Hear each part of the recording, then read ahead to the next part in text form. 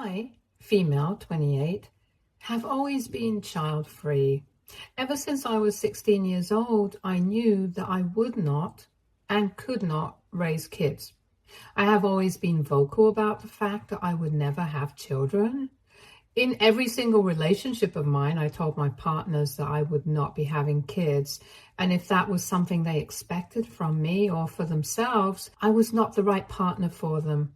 Some of my partners were okay with this, but for some, it was a deal breaker.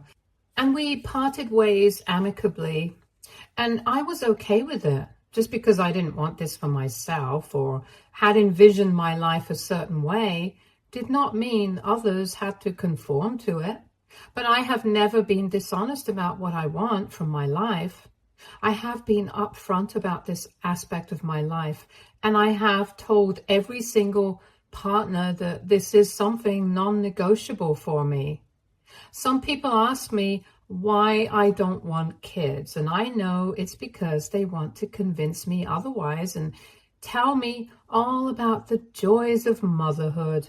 But I hate these intrusive questions. To me, it shouldn't matter to anyone why I don't want kids. I am child-free, and that is the extent of the information I owe you. There is no need for anyone to know the rationale behind it. And if I'm being honest, the reasons are rooted in a lot of trauma that I don't feel comfortable recounting. I have spent years and a considerable amount of effort to come to a place that feels better mentally, and I don't want to ruin all those years of progress by dwelling in the past for no reason. So whenever someone asks me why I don't want kids, I don't indulge them with any answer. I simply either refuse to respond or tell them it's none of their business. I have my reasons, and they have no right to poke into it. This has always been my stance, and most people have respected it, so I never anticipated that I would be blindsided one day. When I met my husband David, male, 33, 3 years ago, and we started dating, I told him from the outset that I wasn't someone who would have kids. He was always on board with it. At least that's what he said, and I believed him. There was no reason for me not to believe a 30-year-old man who sounded so sure about what he wanted from life. I think I told him by the third or fourth date that if he wanted to take things further, he should know that I was child-free, and nothing on earth could make me want or raise a child. He seemed okay with it, and that topic was never brought up for discussion in the next few months. I remember around the 1 year mark, we were having a general conversation, and he asked me why I was against having children and a family of my own. I wanted to tell him, but it was too much for me. Revisiting that trauma has always been detrimental to me, and I just didn't want to go through that mentally. I told him so. I said that I had my reasons, and it wasn't that I wasn't comfortable sharing them. I trusted him, but I didn't want to because it brought up a lot of pent-up thoughts and feelings, and dealing with them was something I didn't want at that point in time. He hugged me, consoled me, and never pressed the question again. And ever since then, the topic of children never came up again. And I was so grateful to God for giving me a partner who understood my boundaries and respected them. Our relationship continued for another year, and then he asked me to marry him. I was overjoyed, and I loved him a lot. But I asked him again if he was sure about this, because my stance on children would not change. He told me that he had never been surer of anything in his life, and if he had wanted to leave because of my decision, he would have left on the fourth date itself. He gave me a sappy, I now think it's sappy because of what's happened in the last few days. Initially, it felt amazing and romantic. Speech about how I am the love of his life and he would never let me go over children, because any family he wanted was a family that had me in it. We got married, and it was amazing. It was mostly his family and friends who came. I'm not close to my family and I'm completely no contact with my mother, so I had not invited them. The ceremony was sweet and it has only been 6 months since we got married, but everything seemed perfect. I have a good relationship with his family. We meet regularly and both of us have good jobs and we do well for ourselves. We don't really want for anything, and I know it sounds privileged and haughty, but it is what it is, and now I will have to throw everything away because David has changed completely. I don't even know what to do anymore. It's like my life has changed completely and everything is out of my control. 2 weeks ago, things changed. I received a DM from my sibling on Instagram. I don't know how she found me or why she was looking for me, but it sent me into a downward spiral of panic and guilt. I scheduled an urgent appointment with my therapist. I was having a full-blown panic attack, and my mental health was in shambles. I sat on the floor, clutching my hair and panting. David wasn't home at the time, and it felt as if I would collapse. It took me a long time to feel a little better. I told my therapist about the text and my reaction to it, and she told me it was because I had repressed all these feelings for so many years that a single trigger brought everything out. She said I hadn't taken the time to process my feelings about my childhood and the abuse I faced, which is why I had such a visceral reaction to a simple DM. And the DM wasn't anything but a, "Hi, how are you doing?" She told me it was high time I dealt with all these emotions and memories, and that suppressing and ignoring them was not the answer I was looking for, and that it would never heal me. She told me to talk to someone about it, if not her. And that's when I decided I would finally tell David about why I am the way I am. I had other friends I could confide in, but the emotional understanding I share with David is not something that can be matched. At least that's what I thought in that moment. I thanked her and texted David that I needed to talk to him about something urgently.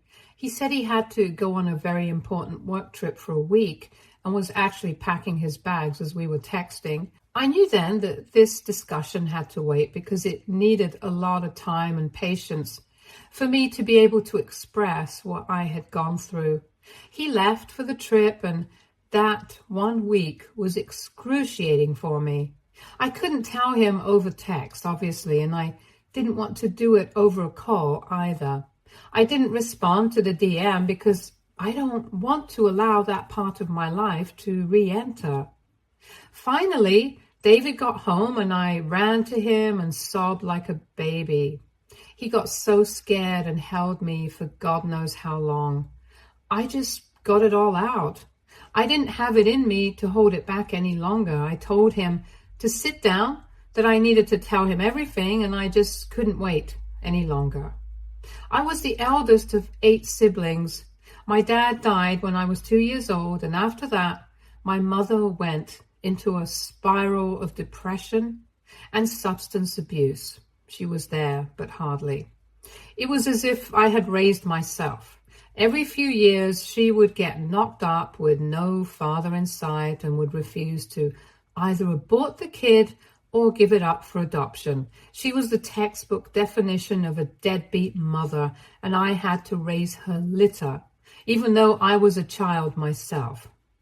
As of today, my siblings would be female 23, male 20, female 17, male 16, male 14, and male 14. They're twins.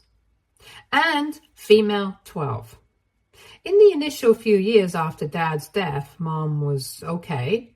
Like she would be absent, but at least she could hold a job and cook a meal and feed me. It wasn't ideal, not in the least. There was no nurturing, no care, nothing. But she kept me alive, and honestly, that was all I had begun to expect from her, even as a little kid. Then, my sister Cynthia was born, and things began to get worse. She was a cutie and an easy child. She didn't cry much and she wasn't fussy at all. Even then, Mom expected me to help her. I was just 5 years old at that time, but I didn't complain. She was like my little doll, and I loved playing dress up with her. I would help Mom with little tasks like changing her diaper and watching over her when she was asleep. Not much, but if I knew what it would ultimately lead to, I wouldn't have done a single thing at all. Gradually, Mom started pulling away from her, and it was only me who was with her. By the time she turned 1, Mom had started bringing up the excuse that only I was the one who could make her eat. I was the one she listened to, so naturally, all the responsibility fell on me. And sadly enough, this was true. And it was so because I took time with her, and Mom could not be bothered. I was the scapegoat. It was only years later that I realized this was weaponized incompetence. I liked doing stuff for Cynthia, and it never felt wrong. I mean, that's how I had grown up, and I thought all elder siblings raised their younger ones. And by the time she got pregnant with Warren, male, 20 now, she had completely lost it. I was 8 years old when he was born, and Cynthia was 3. Mom asked me to take care of Warren as well because I had done such a good job with Cynthia. I wanted to resist then because I had started school and I used to enjoy hanging out with my friends. At times, I took Cynthia along, but with Warren, all my playtime was restricted. I told her that I wouldn't help her, and I remember she beat me so hard. I was bruised and blue on my back. My mother was abusive, but she was also smart. She never hit me in places that would be visible to the general eye.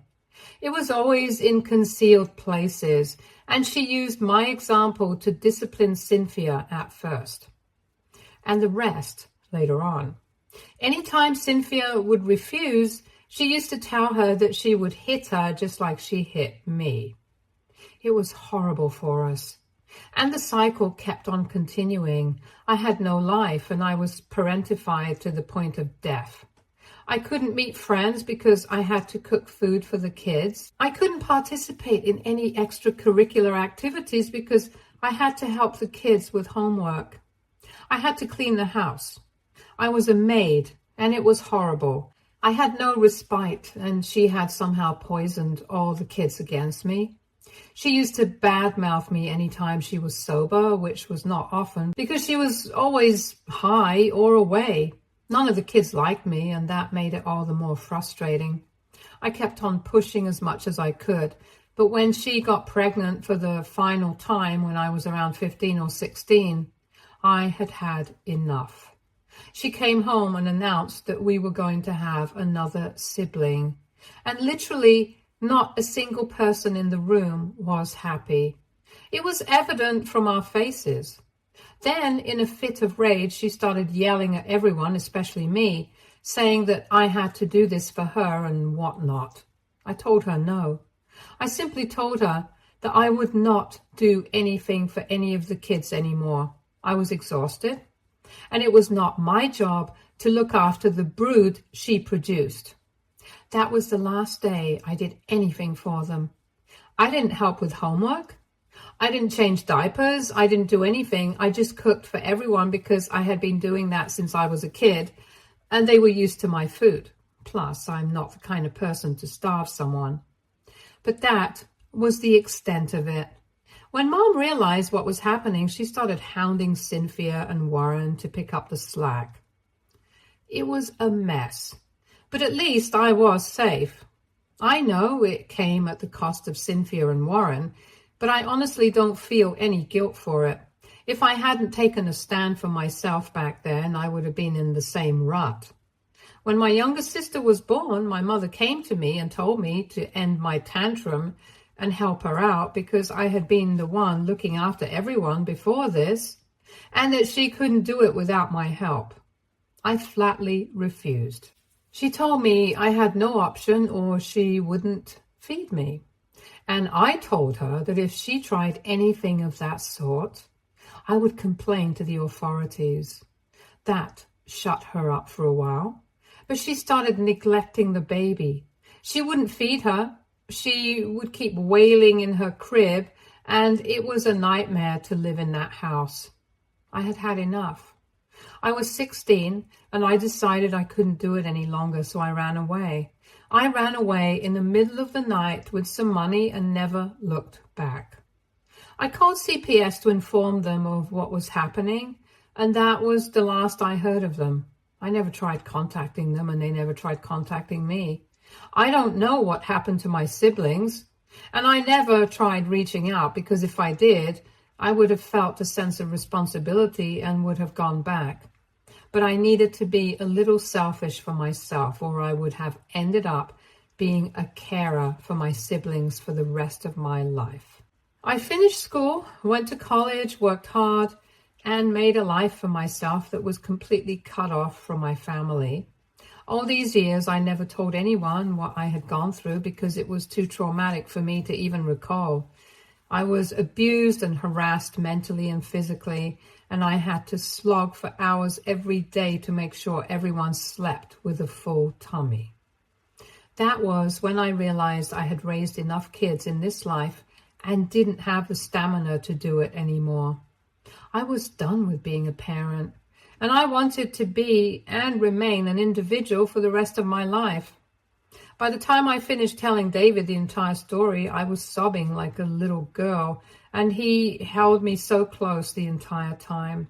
I felt relief like I had never felt before, and it was such a surreal experience. I had cried so much that I had a massive headache.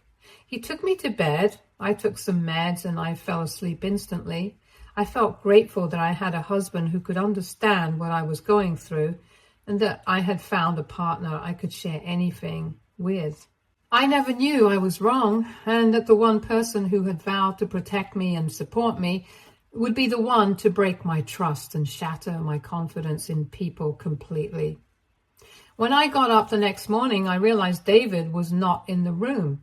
I knew he didn't have work because he had come back from the trip the previous night. I made my way downstairs and I heard him talking to his mother. I was about to go back to my room when I heard him say my name. I should not have eavesdropped. That's wrong. But the moment I heard him say my name, I had a sinking feeling in my stomach. I thought he was going to disclose everything to my mother-in-law, which I didn't want at all. I had shared the most traumatic part of my life with him in confidence, and I didn't want anyone else to know the shit show that my life was for so many years. I tried to stand there and listen to what he was saying, and now I think that it would have still been okay if he was just telling mother-in-law about what I told him. I mean, I could have somehow managed to excuse that. But what I heard completely broke me.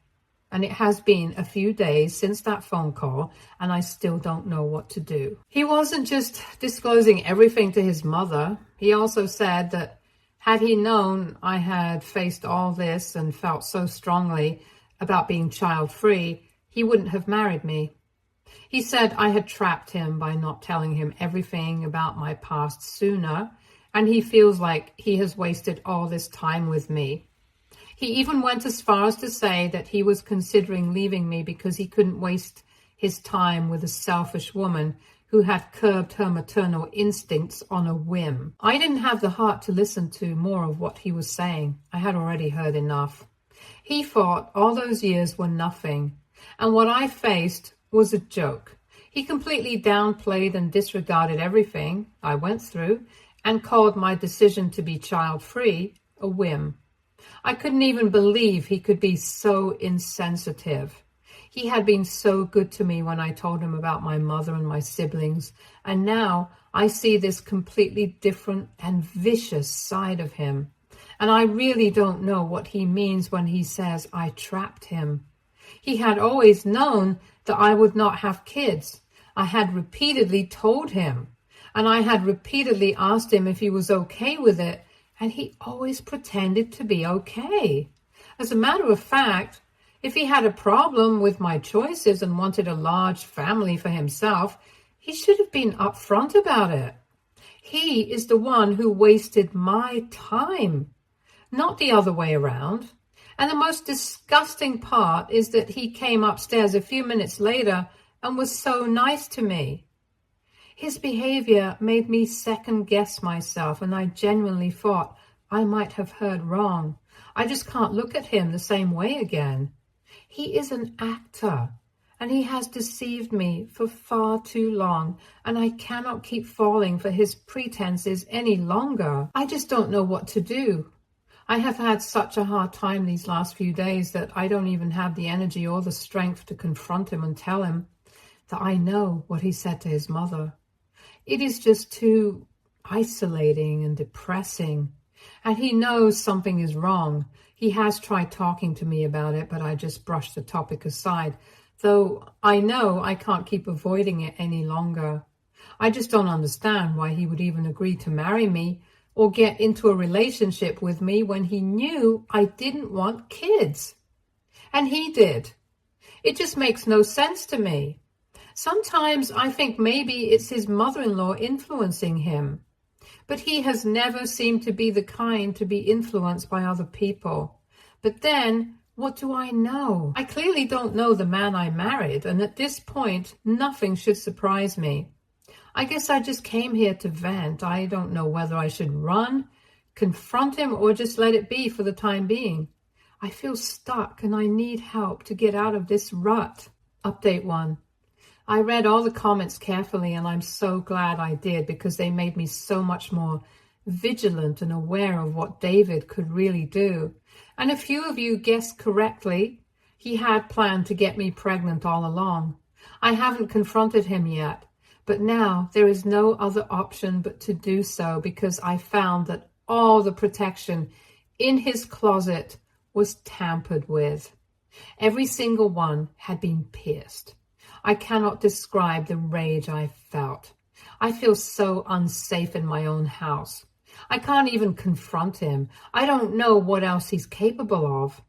I just know I can't stay here with him any longer. I tried to gauge his reaction and tested him a little. I told him that since the text from Cynthia on Instagram, I've been feeling very paranoid, and I had a session with my therapist as well. I told him that all that trauma has come back, and I now want to take actual and concrete steps to ensure I don't accidentally end up pregnant. We were having dinner when I said this, and he slowly lowered his fork and asked me what I meant. I told him I was planning on getting my tubes tied. That way there would be no risk at all. I wanted to provoke him a little more, so I also said that since we're both child-free, he could also get a vasectomy done so that we're both sure and there's just no room for surprises. I then said that the vasectomy was a better idea because it's an easier surgery and the recovery time isn't long either. He looked at me as if I had asked for his lungs. He didn't say a word, and I knew then that he was going to do everything in his power to stop me from getting my tubes tied. And I was right. He said there was no need for all this and that I was getting worked up for no reason.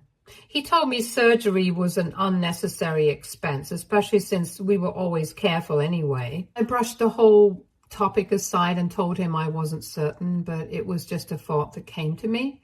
This happened 3 or 4 days ago, and he has initiated intimacy every single day since then.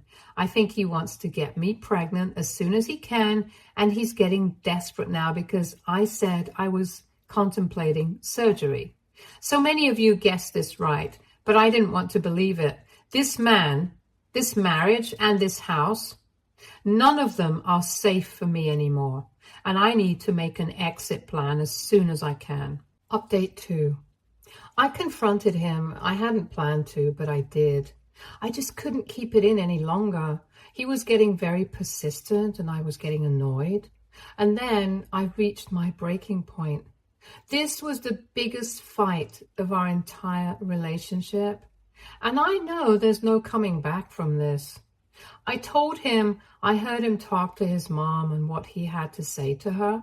He tried to deflect the blame and said I was in the wrong for listening to a private conversation between him and his mother.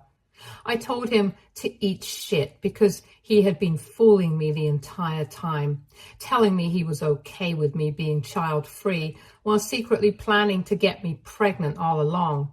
He told me I was falsely accusing him and had no proof that this was his intention, so I just opened his drawer and threw the stuff in his face. He turned as white as a ghost. He didn't say anything for a long time, but I was too angry to be quiet. I was screaming at him like a woman possessed, and I told him he had no business ruining my life and cheating me when he wasn't okay with my decisions. He broke down and told me he loved me and didn't want to let me go, and he thought that maybe he could convince me eventually. He said that all women want to be mothers, they just think they don't. So apart from being an absolute asshole, my husband is also regressive and misogynistic. And I told him exactly that. I asked him what his plan was because he knew I was dead set against having a baby. He would have known quite early on that the convincing wouldn't work on me. What was his plan of action then? He admitted what all of you were fearing. He said he thought that he would accidentally get me pregnant and then I wouldn't have gone for an abortion either way. I had no words left. I had hoped he wouldn't stoop to this level, but with this statement he proved that he was the scum of the earth and that our relationship was not salvageable at all. He apologized and said he would never do anything to betray my trust again and begged me for another chance. But I just went to a different room and locked myself in. I'm done with him, and I'm done with this drama. All I've ever wanted was a life of peace. I couldn't get it when I was a kid, and I haven't gotten it as an adult. I am sick of the hypocrisy and double standards of the world, and I think I'm better off alone. I cannot deal with this. I cannot trust David again, no matter what he does. I cannot forgive him. This is just unforgivable in my eyes. There is no coming back from this. Update 3. I've moved out and filed for divorce. I knew I had to do it, but David was in denial and kept asking me to forgive him. I didn't. His entire family got involved and they all came down for an intervention and hounded me, but I was just not in the mood for any kind of attempt to save the marriage. The marriage was a sham and David is a cheat. I didn't want anything to do with him. Mother-in-law went as far as to say I was punishing her poor son for what my mother did to me. But David glared at her and she shut up. I told her she had no business poking her nose into my personal life. She said that she was family, and I told her not for long. I asked all of them to leave, and even though they resisted, I stayed firm. I have had enough. I looked for a studio, and I found one within my budget. When I was moving my stuff out, David looked at me in disbelief. I think that was when it hit him that this was real, and there was no coming back. He begged me to try couples counseling or to go for a break rather than a divorce, but I told him there was no point in holding on to a dead relationship, and that the only reason he wanted us to work out so badly was because he knew that he was at fault, and it was only because of him that things had gotten so bad. Now that I have moved into my new place, I just feel numb. I hope I get used to this, and I hope there is something better in store for me. As of now, I'm just glad I'm safe and have left yet another toxic relationship. Stay tuned for more stories from Argo.